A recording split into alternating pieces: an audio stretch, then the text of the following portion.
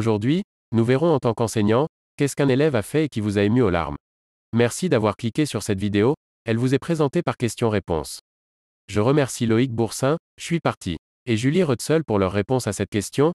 Nous allons commencer avec la première réponse de Loïc Boursin. Quelques années après son diplôme, une étudiante m'a invitée à son mariage. Bien que je me souvienne d'elle, je ne pensais pas que nous avions eu un lien aussi fort. En dansant avec elle dans la salle, je l'ai remerciée de m'avoir invitée et lui ai dit que j'étais un peu surpris d'avoir été invitée. Elle m'a dit que lorsqu'elle était en terminale, elle pensait sérieusement à abandonner l'école, mais c'est mon cours de mathématiques qui lui a donné l'envie de poursuivre son cursus.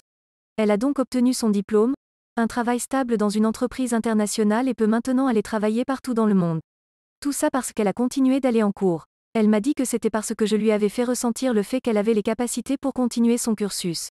En tant qu'enseignant, vous ne savez jamais quelle influence vous avez sur vos élèves. C'est probablement le moment le plus incroyable que j'ai vécu en 40 ans de carrière dans l'enseignement. J'en ai encore les larmes aux yeux. Source image, danser à un mariage. La prochaine réponse est de Je suis parti. Il y a quelques années de ça, j'étais allée assister à un festival de musique dans un lieu magnifique vers chez moi.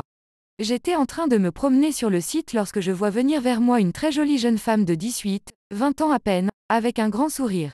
Tirez bas bonjour, me dit-elle, Roger. Je la regarde avec étonnement en me demandant si je la connais et d'où. Peu probable qu'elle fût victime de mon charme, je connais mes limites. Clin d'œil. Cependant je sais que je la connais.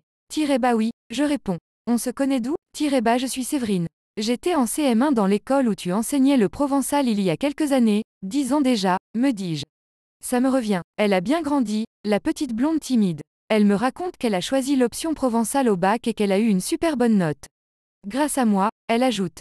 Et elle se met à chanter une chanson que je lui avais apprise à l'époque. J'ai ressenti un mélange de fierté, de plaisir, de gêne de me voir attribuer un mérite indu et de grand bonheur d'avoir été reconnue des années plus tard et de constater que je n'avais pas perdu mon temps dans cette école.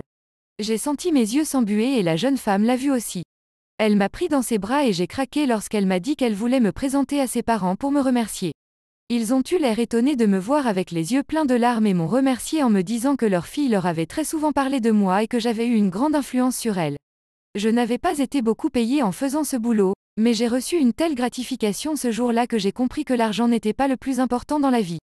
La prochaine réponse est de Julie Rutzel. Je réponds en tant qu'élève, je sais c'est pas la question, mais pourquoi pas avoir un avis dans les deux sens.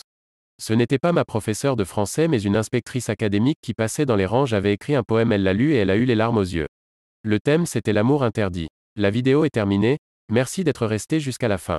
Vous pouvez maintenant vous abonner si la vidéo vous a plu, pensez à laisser aussi un like, ça aide pour le référencement sur YouTube. C'est maintenant la fin de cette vidéo, pensez à laisser un commentaire pour nous dire si ces réponses vous ont plu. Au revoir et à la prochaine.